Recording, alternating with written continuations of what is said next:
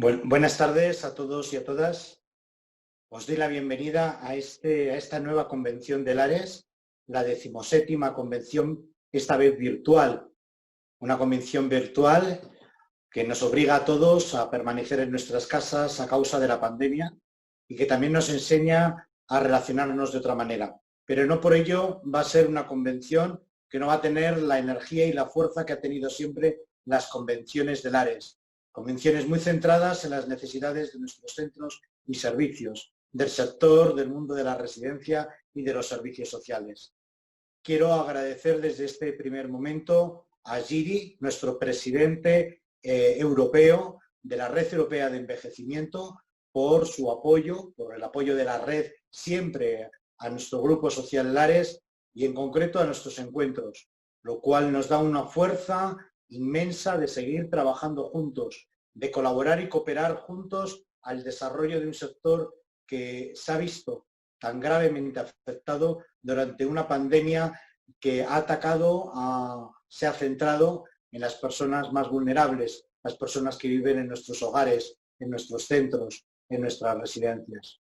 Espero que este encuentro, que ahora comienza, os dé pautas, nos dé luz de lo que ha sido, de lo que es y de lo que serán las consecuencias de esta pandemia.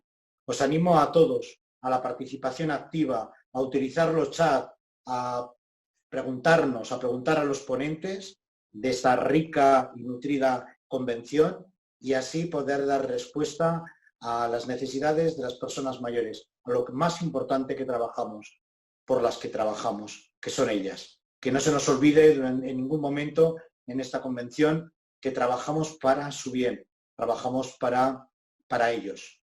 Muchas gracias. También quiero, por otro lado, agradeceros el esfuerzo que durante esta pandemia todos los que hemos estado implicados en el sector hemos hecho. Un sacrificio y un esfuerzo inmenso para compensar, para aliviar los graves efectos de esta pandemia. Por eso también quiero en este momento aprovechar y recordar a todas aquellas personas que han fallecido a causa del COVID en Europa y concretamente en España. Profesionales y personas mayores. A todos ellos les rendimos nuestro homenaje y nuestro apoyo en este encuentro, en esta convención 17ª virtual, en este caso de Lares. Muchas gracias y espero que sea un gran beneficio para todos y para el sector. Muchas gracias. Hello, dear colleagues, social services providers, dear friends. It's an honor for me to greet you on the occasion of this conference and this event that should reflect the experience that we had in the past, the last 3 months, the experience that no one was prepared for, and the experience that was also a kind of test in the services that we are providing and in the care sector. In the last 3 months, employers and social services providers were facing 2 crucial challenges linked with the coronavirus crisis. The first one was to secure protection and safety for their clients and also for their employees.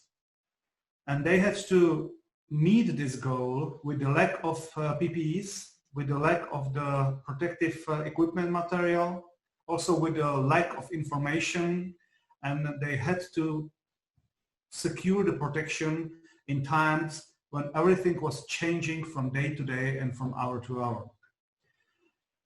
The second challenge the social services providers had was to secure the basic care with the staff that was there by 20 to 30% reduction. All of a sudden, staff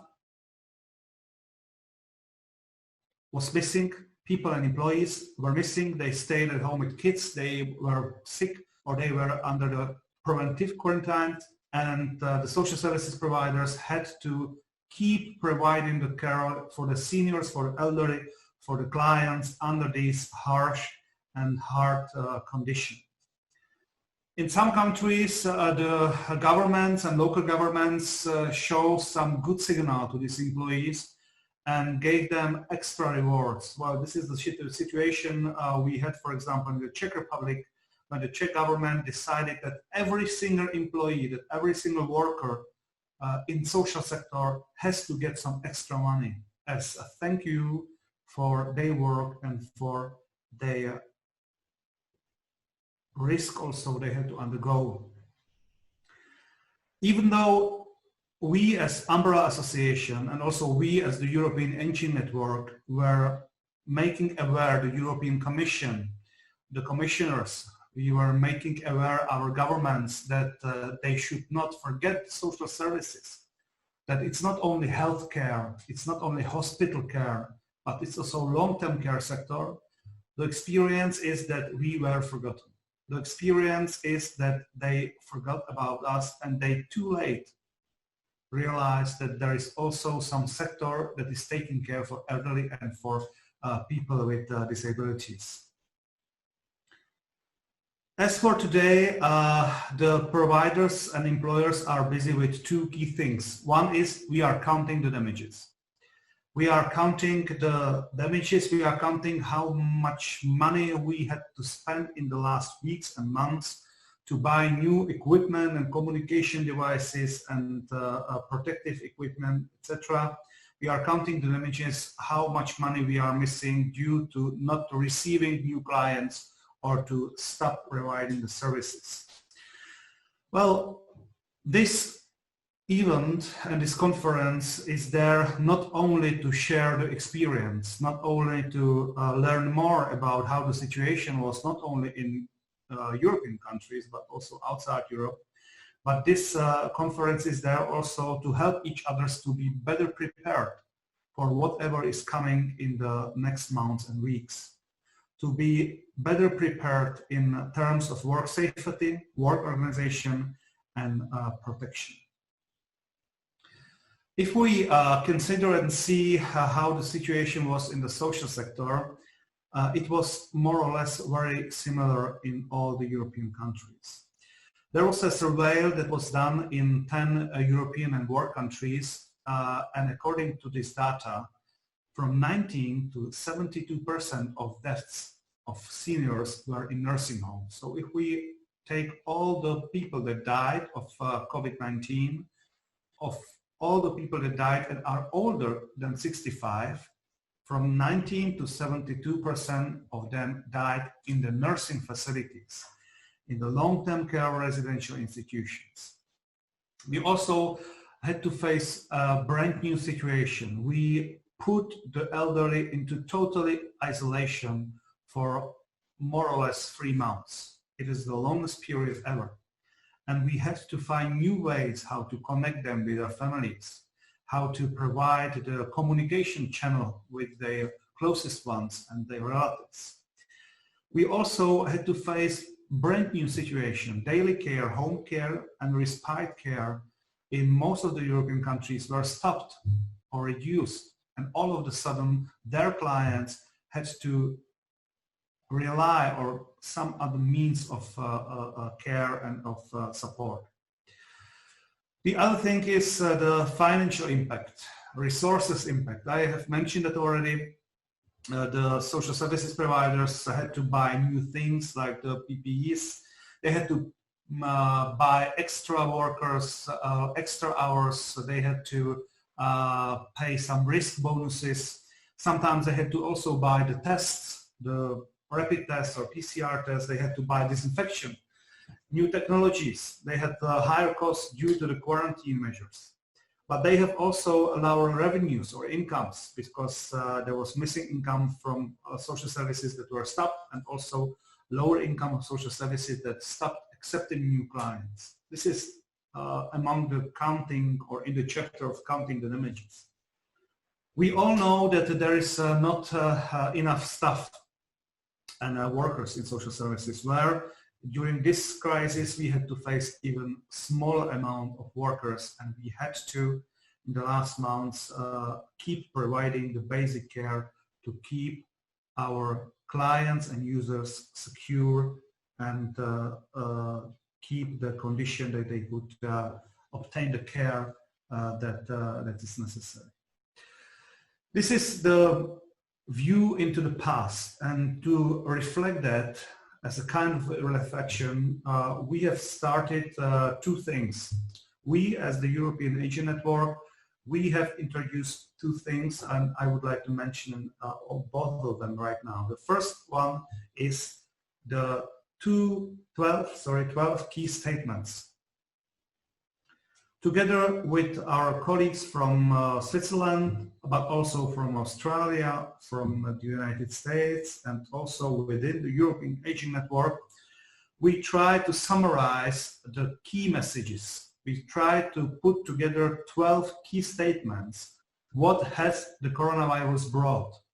What is the reflection? Because we think that one of the most important thing that we realize is that long-term care is overviewed, overlooked, underestimated. It's almost invisible for central governments all over the world, not only in Europe.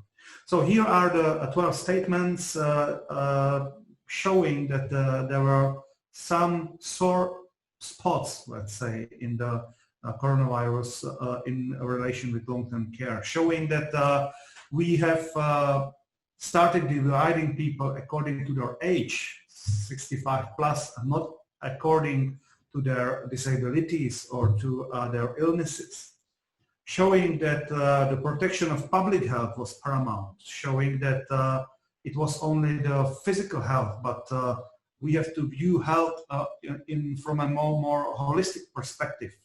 To be healthy means to have physical, mental, spiritual health, and to have also, or to take also social aspects into consideration. In many countries, old age is the policy of fiscal policy. It's a matter of money. It's seen only from the financial point of view, and this is no longer sustainable if you want to talk about the future of long-term care. We also have, as it was shown in the crisis, the connection with old age and illness. Old age is not an illness, it's a phase of life, and we should be considering the quality of life. And then we have other statements also attaching the problem with taboos.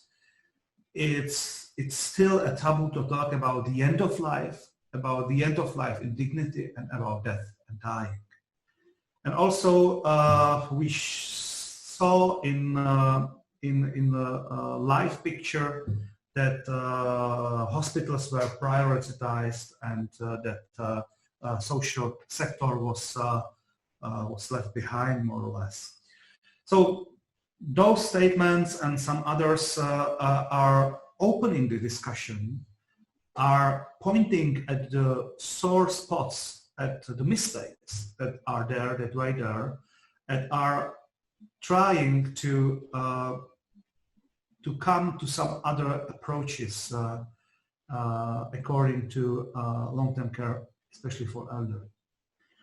That's just a reflection. The second reflection is that we wanted to show the governments, the central governments, and also the public that we are there, that we are not invisible, and we don't want to be invisible. That's why we started a campaign with a couple of slogans showing the pictures of everyday care of the caregivers, carers, nurses, and all the people that are working in social sector. This is the campaign that is showing the public and the governments, we don't need to keep saying thank you. We need your recognition and support. We need that you notice that we are here. We need your attention. Are we still invisible, or did you notice in the crisis that was in the past that we have been always here for the elderly? We have been always here if you needed us, but maybe you just have not noticed that. It's not that all of a sudden people were talking about nursing homes. We have always been here, and we don't want to be heroes. We, as the care workers, we didn't choose the work to be heroes. We chose to work in the care sector to do something that's meaningful, that has sense, and that is helping to the others. And all that we know and all that we need is more support from the public, more recognition from the central or regional government. So this is the notice. This is the our key message, that with very simple and short slogans on the European level, we are trying to reach out, to make people, and not only the policymakers, but all the people, stop and think just for a couple of seconds. Long-term care sector, that's the sector that takes care of the group of the most vulnerable people. That's the people that were in risk during the COVID-19 crisis, and those people didn't hesitate, and they continued and kept providing care. I think we as social services providers and we as the workers and employees, we succeeded in the last 3 months, but we are maybe desperate about not being seen and looked from the public and from the governments in the past. So that was my message. I would like to, at the end, thank you for listening. I would like to thank you for what have you done in the past weeks and months. I would like to all of you wish a nice summer and the time of vacation, so that you can take and relax and take the energy for the next weeks and months. And I hope that not only my contribution and speech, but also the speeches of all the other experts, colleagues and friends will help you in your everyday work, everyday care provision. And I also hope that this was a big test that was on once, and that in the future we will only work how to make things better. Thank you very much. Take care, everyone.